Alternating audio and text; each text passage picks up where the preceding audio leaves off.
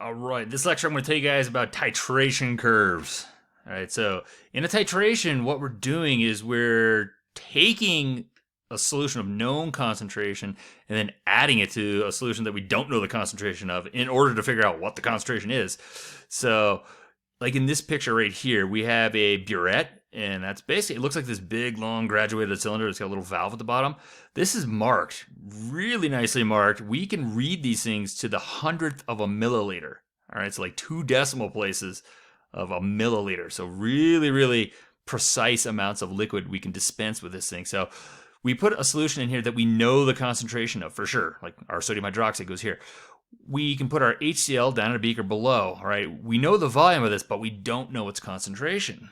All right, we add the sodium hydroxide slowly, slowly, slowly, and we can monitor the pH with a pH meter. That's probably the best way to do these things, is using a pH meter.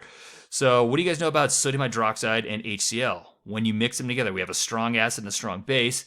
What's going to be left over if you've added exactly enough sodium hydroxide to react with HCl? Just salt water. Right, plain old sodium chloride in water, right? And the pH of that would be right at 7.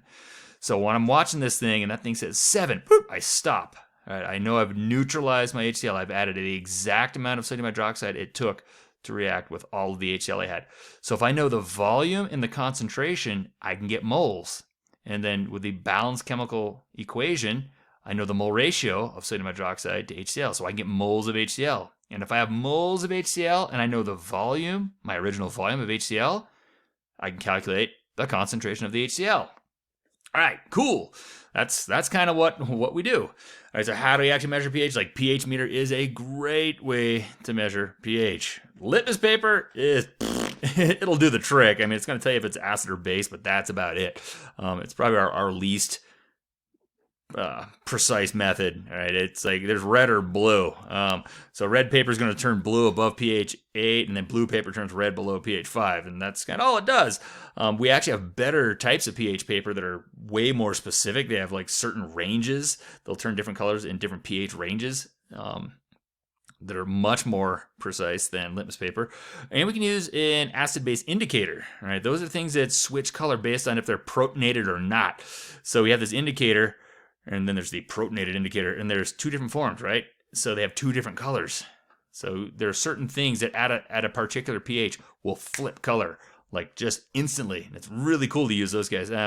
If all goes well, I'm going to try to have you guys make one of these. But here's like a whole range of things. Different ones. So phenolphthalein, you see this down here. That looks like this. This is the one we use normally in school when we're doing titrations. It is clear in acidic solution, and then right around pH 8 flips over to this awesome like magenta. All right, and like it only takes like one single drop. Like if I put like 1 drop of base in here, boom, it goes pink. I can come back and put 1 drop of acid, boop, it goes clear. And I can just flip it back and forth. And I've done that probably literally thousands of times. And I gotta say, it doesn't get old. It's really cool. It looks like magic. Just goes clear, pink, and it's like what? Really fun. Some changes are not as dramatic. They I think this is methyl red or something. It's kind of this yellowy orange, and then now it's kind of a reddish orange. But still, it's a distinct color change. All right, let's say about titration curves. The titration curve is an actual plot, so you can look at it and learn a lot of stuff. So what we do is we plot the pH of the solution as a function of the amount of titrant added. So I'm going to add something to like what I was doing before when I was adding sodium hydroxide to my hydrochloric acid. All right, the sodium hydroxide was my titrant. I was adding that. So if I made a plot of the pH as I was adding sodium hydroxide, what I would get would be a titration curve. And there's a point in this curve that we call the equivalence point. It's where we've added exactly enough titrant to react exactly with what's in our solution there. So like moles for moles. Like if it's a 2-to-1 ratio, that's where we've added our exactly 2-to-1 amount. Or if it's 1-to-1, we've added exactly 1-to-1. But it's that stoichiometric equivalence point. So let's take a peek at the titration curve. All right, so this is a strong acid being titrated with a strong base. So we're starting off with a strong acid. So the pH is going to start off really low, right? So it's strong acid. And we're going to slowly add base. And as we add base, right, the pH is going to start creeping up, creeping up, creeping up, creeping up. And it's going to keep on creeping up. But right before we get the equivalence point, all of a sudden it goes wham, it gets really, really touchy, really super touchy. Like one drop, like you can add one single drop of sodium hydroxide and all of a sudden just go whoosh, end up way up here. So this is a very, very small volume that can take you from here to here, right? It's a rapid increase in the pH.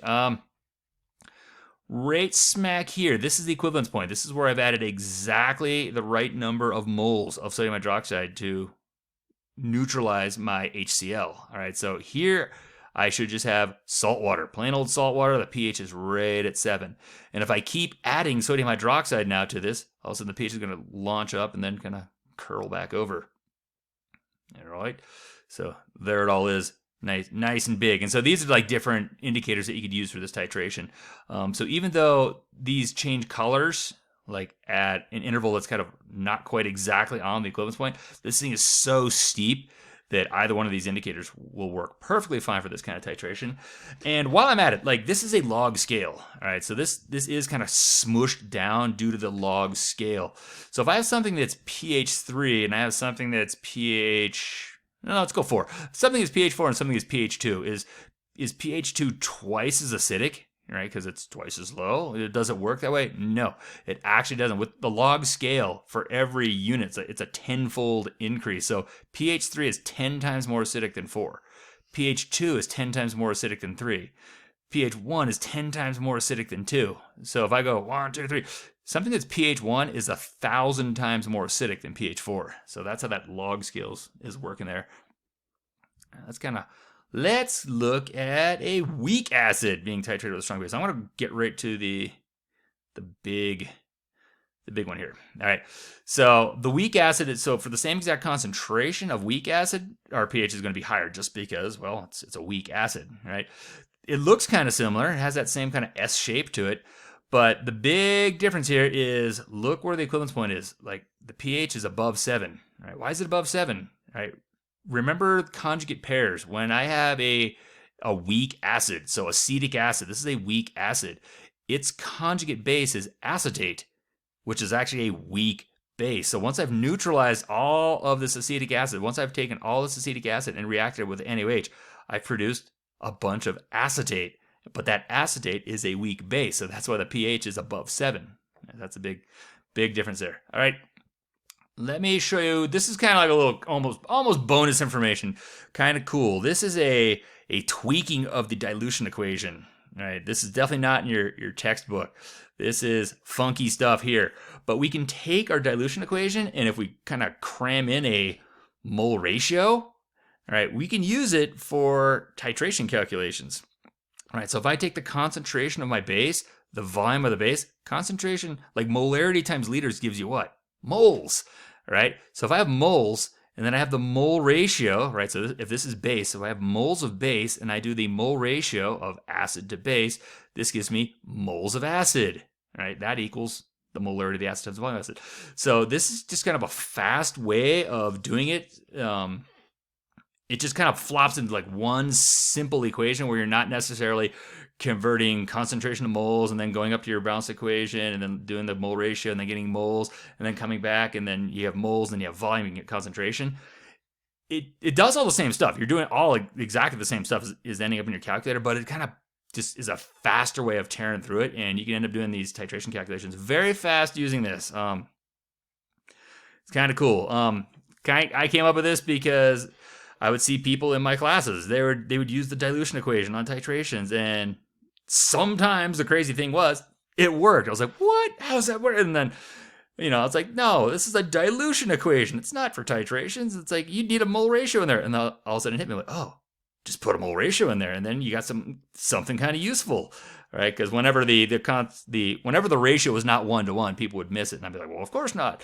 But if we put this mole ratio in there, then also we get this really kind of handy dandy useful equation. All right, we I think have maybe 1 or 2 lectures left. I think it's only 1. All right, the end is so close. All right, see you there.